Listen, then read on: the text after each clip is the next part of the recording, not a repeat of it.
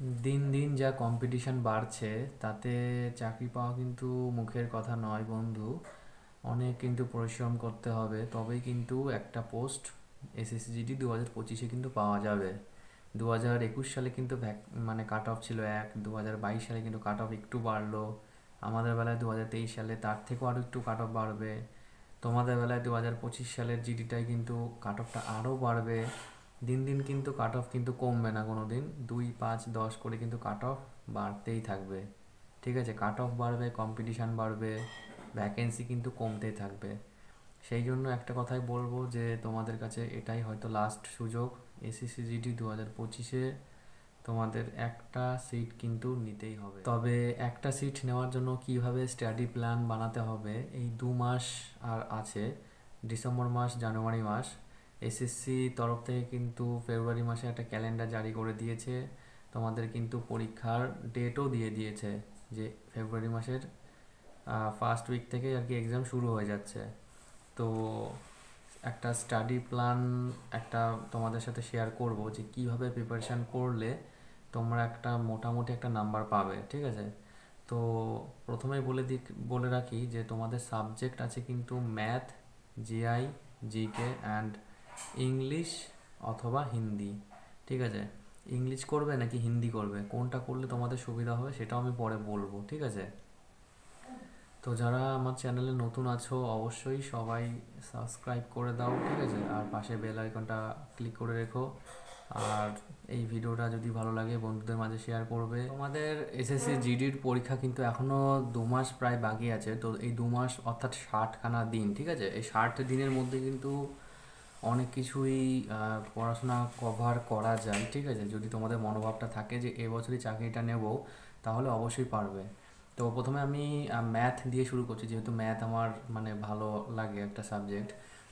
তো আশা করছি একটা বইয়ের নাম বলবো, সেটা কিন্তু সবার কাছে থাকা উচিত বা হয়তো আছে। সুবির দাস, হয়তো সকলে নাম শুনেছ। সুবির দাস বইটা তোমাদের ম্যাথের জন্য কিন্তু একদম পারফেক্ট। এসএসসি জিডির জন্য কিন্তু সুবির দাস একদম পারফেক্ট। এসএসসি জিডির জন্য যদি সুবির দাস তোমাদের কমপ্লিট হয়ে থাকে, তাহলে তোমার আর ঠাকুরবা সলভ করতে পারো। ঠিক আছে, কোনো প্রবলেম নেই।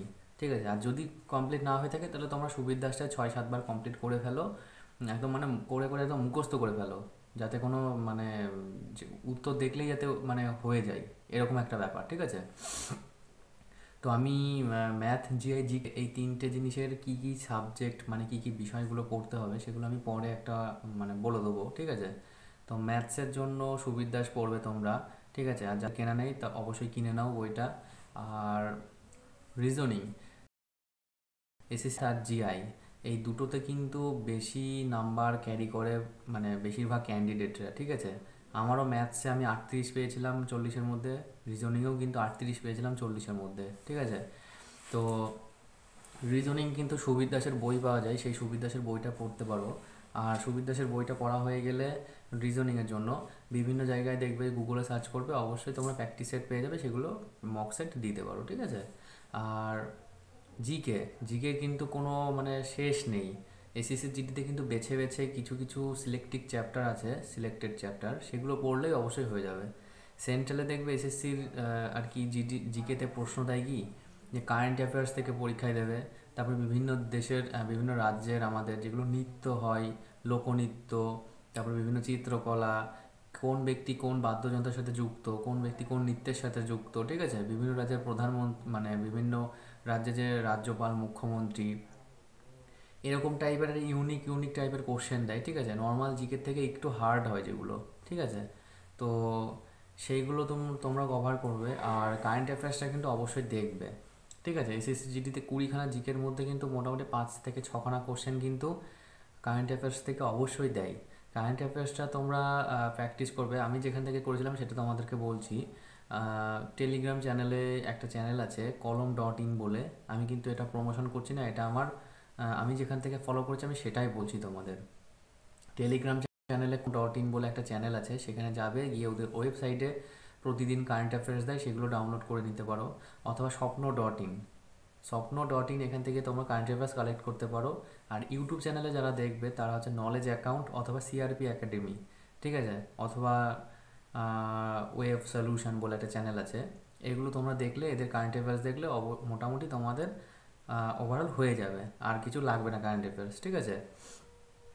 জিকেটা, জিকের জন্য যাদের ক্র্যাক ডাব্লিউবিসিএস অথবা ডাব্লিউবিসিএস ম্যানুয়াল এই দুটো বইয়ের মধ্যে যে কোনো একটা রয়েছে, অথবা রেলওয়ে চ্যালেঞ্জার যে বইটা হয় সেটা যাদের রয়েছে, এই বইটা তোমরা অবশ্যই ক্লিয়ার করবে, পড়ে পড়ে একদম মুখস্থ করে ফেলবে।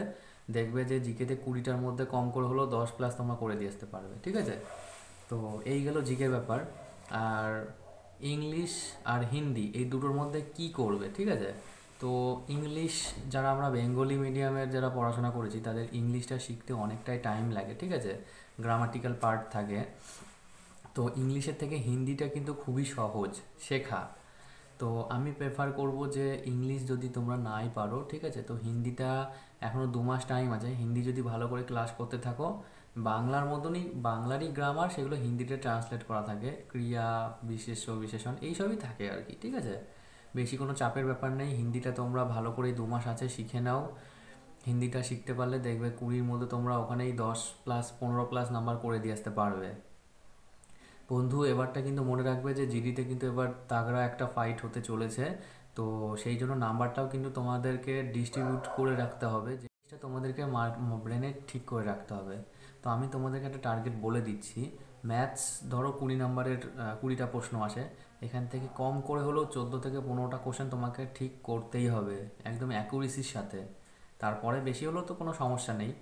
রিজনিংয়েও কিন্তু 14 থেকে 16টার মধ্যে কিন্তু তোমাদের ঠিক করতে হবে। জিকেটা 20টার মধ্যে প্রায় 10 থেকে 12-13টা কোশ্চেন তোমাদেরকে ঠিক করতেই হবে, ঠিক আছে, কোনো নেগেটিভ করা চলবে না।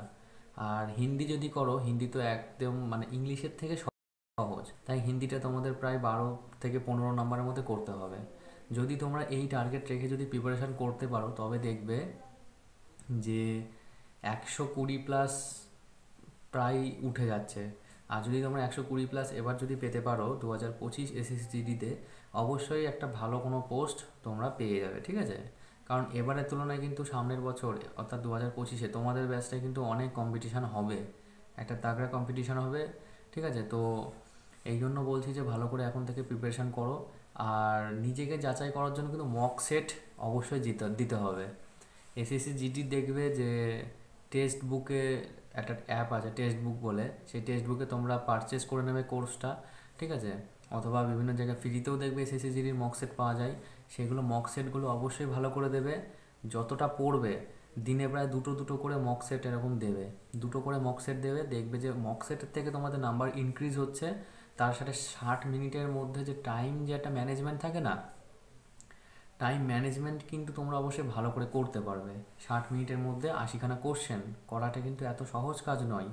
যে ব্যক্তিগুলো করে এসছে তারা কিন্তু একটা খুবই মানে বাকিদের তুলনায় কিন্তু অনেক ইন্টেলিজেন্ট, ঠিক আছে, সেই জন্য কিন্তু 60 মিনিটে 80খানা কোশ্চেন তারা করে এসছে, এমনকি ভালো নাম্বার পেয়ে তারা পাস করেছে, ঠিক আছে। তো টাইম ম্যানেজমেন্টেরও একটা ব্যাপার থাকে, সেই জন্য বেশি বেশি করে মক সেট দাও। মক সেট দিলে তোমাদেরও একটা মোটিভেট আসবে মনের মধ্যে যে না আমারও হবে, হতেই হবে, ঠিক আছে। তো এবার তো বেশি করে মক সেট দাও। আর যেগুলো বললাম, সুবীর দাসের যে বইটা আছে সেটা তোমরা গুলে একদম খেয়ে নাও, বেশি বেশি করে সুবীর দাসটা প্র্যাকটিস করো। তার সাথে তোমরা রিজনিং বইটা, রিজনিং কিন্তু অনেকে ভাবে যে আমি তো পারবোই রিজনিং, না করলেও হবে না বন্ধু, ওরকম করলে হবে না। বেশি করে রিজনিংটা প্র্যাকটিস করো, রিজনিংয়ে অনেকেই মার খেয়ে যায়, সেই জন্য রিজনিংটা ভালো করে পড়ো। আর তার সাথে জিকের সাথে জিকে যেরকম স্ট্যাটিক জিকে যেটা হয় না, যে প্রথম পুরুষ প্রথম নারী, তারপর হচ্ছে ভারতের এই বিখ্যাত ওই বিখ্যাত, বিভিন্ন জিআই ট্যাগ, কারেন্ট অ্যাফেয়ার্স, এইসব বেশি বেশি করে দেখবে, ঠিক আছে।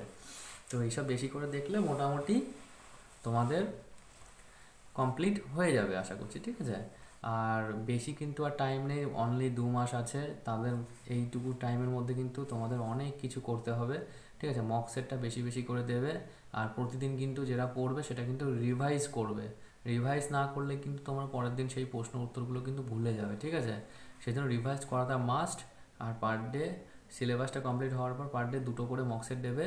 আর মক সেট দিতে পারলে কিন্তু দেখবে তোমাদের নাম্বারটাও ইনক্রিজ হবে, তার সাথে টাইমের মধ্যেও কিন্তু হবে 60 মিনিটের মধ্যে। আর তার সাথে আরেকটা কথা বলে রাখি, 2021, 22, 23 এই 3টে বছরের যে এসএসসি জিডি যে প্রিভিয়াস ইয়ারের যে কোশ্চেনগুলো আছে না, সেই কোশ্চেনগুলো কিন্তু তোমরা এদিক ওদিক থেকে জোগাড় করো, জোগাড় করে কিন্তু সেগুলো প্র্যাকটিস করো। সেখান থেকে দেখবে যে দু একটা কোশ্চেন কমন আসলেও কিন্তু চলে আসতে পারে, কারণ এসএসসি কিন্তু কোশ্চেন কিন্তু রিপিট করে, ঠিক আছে? তো সেইগুলো তোমরা দেখে নিতে পারো। দেখলে একটা প্রশ্নের ধারণা সম্পর্কে তোমার একটা আইডিয়া হবে, আই থিঙ্ক প্রশ্ন কেমন হতে পারে জিডিতে, তো সেই রিলেটেড কিন্তু একটা ধারণা তৈরি হবে। তো অবশ্যই প্রিভিয়াস ইয়ারের কোশ্চেন পেপারগুলো ফলো করো, ফলো করলেই তোমরা বুঝতে পারবে যে কোশ্চেন অ্যাকচুয়ালি কেমন হয়, ঠিক আছে? তো এইভাবে পড়াশোনা করতে থাকো, দেখবে যে অবশ্যই ভালো হবে। পরবর্তী ভিডিওতে আমি ম্যাথস, জিআই, জিকের কী কী সিলেবাস ধরে ধরে পড়তে হবে, কী কী সূচিপত্র কোনগুলো পড়বে, অবশ্যই আমি তোমাদেরকে জানিয়ে দেবো, ঠিক আছে? তো যদি এই ভিডিওটা ভালো লাগে তাহলে অবশ্যই একটা লাইক, সাবস্ক্রাইব করে দিও আর শেয়ার করে দিও বন্ধুদের মাঝে। তো বেশি আর বলবো না কিছু। জয় হিন্দ, জয়